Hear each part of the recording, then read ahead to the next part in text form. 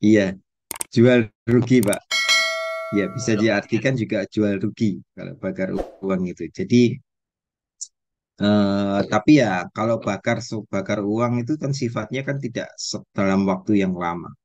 Dengan ketentuannya gini, dia berani membakar uang dengan asumsi dia sudah mendapatkan keuntungan yang lebih, gitu, Pak. Jadi modal penjualannya itu sudah lebih lebih ya, pendapatannya dia sudah lebih ya. Terus kemudian dari hasil ini eh, dia akan menjatuhkan. Fungsinya apa? Untuk mungkin karena persaingan juga ya, persaingan harga. Jadi pada saat dia melakukan penjualan yang notabene dia itu rugi dalam arti dia juga membakar uang gitu ya, walaupun nggak untung nggak apa-apa ya, intinya itu pada saat itu. Tapi sebelumnya dia itu sudah mengalami untung sebenarnya, jadi gitu. Jadi dia ingin menjatuhkan pasar, ya, trennya pasar dengan harga yang murah ya, karena kompetitor sekarang sudah di atasnya dia, mungkin menyatukan pesaingnya, menjatuhkan pesaing dengan cara gimana? Dengan cara menurunkan harga. Walaupun rugi nggak apa-apa, gitu ya. Walaupun rugi nggak apa-apa. Yang penting pasar saya ada. Terus kemudian produk saya bisa terjual, gitu ya. Dalam hal tersebut, ini hanya temporary aja. Jadi dibakar memberikan harga yang terendah, gitu ya. Harga yang terendah dari kompetitornya, agar konsumen bisa beralih ke produk kita yang kita beli. Tapi dalam waktu tertentu, lama-kelamaan memang harus naik ya. Ada peningkatan-peningkatan harganya naik itu disesuaikan. Nah, orang kalau menilai kok naik, bukan naik Pak, ini penyesuaian. Artinya kayak Oh gitu. ya. Bahasanya, Ya bahasanya begitu. ini gimana? Bahasanya harganya penyesuaian gitu loh bahasanya ya, Pak, ya. Iya, menyesuaikan bukan dinaik, bukan naik ini penyesuaian memang gitu. Hmm. Memang gitu. Ini tujuannya ya sebenarnya mengambil pasar ya, mengambil pasar dengan strategi seperti kayak gitu, Pak. Dengan harga yang dimulai dari bawah, dikenalkan dulu produknya, gitu ya, kepada pasar. Kalau pasar sudah kenal, kemudian harganya kita sudah punya pangsa pasar, gitu ya, sudah punya pasar. Akhirnya bukan berarti gini, dinaikkan dengan tipe yang sama, bukan. Dinaikkan dengan harga tipe yang sama, bukan. Dalam arti dia menaikkan harga itu dengan tipe yang berbeda, yang lebih baik. Tapi sebenarnya sih biaya bahan bakunya itu sama. Kalau misalkan dibuat itu, bahan bakunya sama. Produk yang dijual dengan harga murah, ya, dengan harga yang murah, biasanya produk tersebut tidak lama dalam arti secara umur teknisnya itu tidak lama. Ada perubahan yang baru muncul, pembaruan lagi dalam waktu yang tidak terlalu lama. Sehingga pembaruan ini, nah ini meningkatkan harganya juga. Nah, lama-kelamaan kan akhirnya mereknya ini yang dikenal dulu, tapi tipenya kan beda, ya. Kayak misalkan Oppo A16 ya diluncurkan dengan harga di bawah kompetitor sekitar di bawah 2 juta. Tidak lama ya, Oppo mengeluarkan produk yang misalkan A17, A18 gitu. Di atasnya dia speknya lebih tinggi. Tapi sebenarnya ini biaya produksinya HPP-nya hampir sama gitu. Harganya beda lebih tinggi lagi.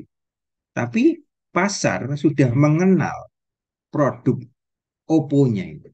Tipe tergantung ke selera ya, tipes tergantung selera, speknya ya. Tentunya kalau konsumen beranggapan kalau speknya lebih tinggi, tentunya value-nya juga lebih. Nah, kalau value-nya nilainya lebih, otomatis harganya juga menyesuaikan. Dan gitu gitu. Ya, itu mengenalkan pasar aja kalau Oppo punya produk gitu ya. Misal gitu, ini misalkan dalam dalam HP ya Pak ya, merek merek salah satu saya ngambil merek salah satu merek gitu ya. Gitu. Nah, itu yang strategi pemasaran seperti kayak gitu biasanya ada gitu. Ya, ada lagi?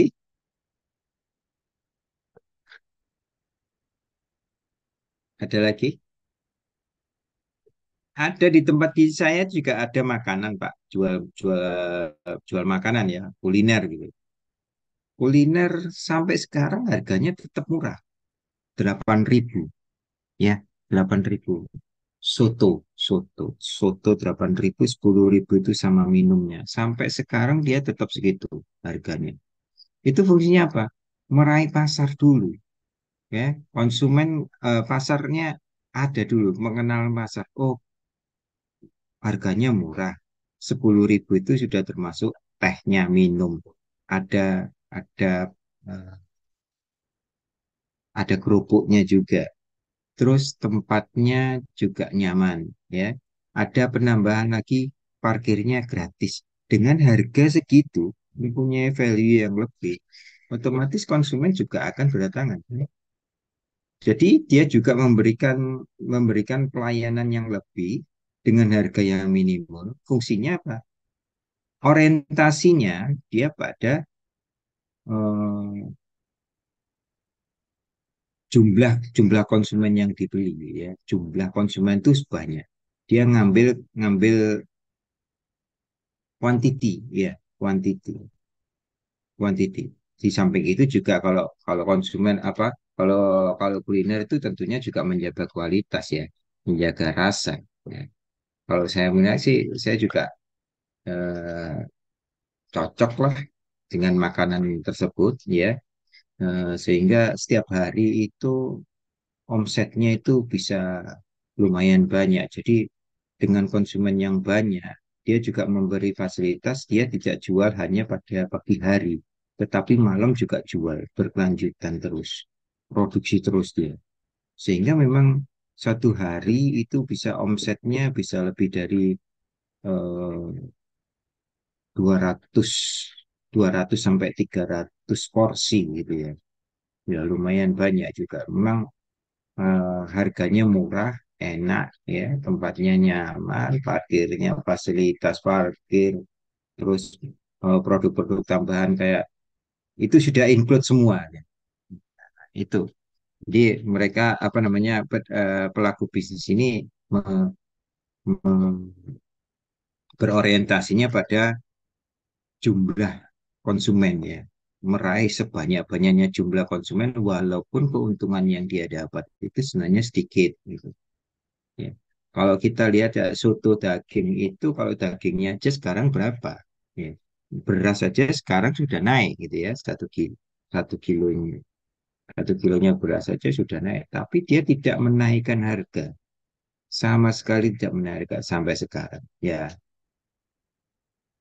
saya pikir dia juga menerapkan strategi pemasaran juga ini, ya, strategi pemasaran. Nah, itu yang ada di tempat saya seperti kayak gitu, Pak. Oke, ada lagi?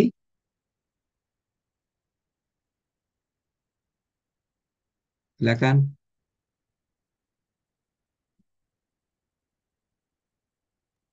Lanjut.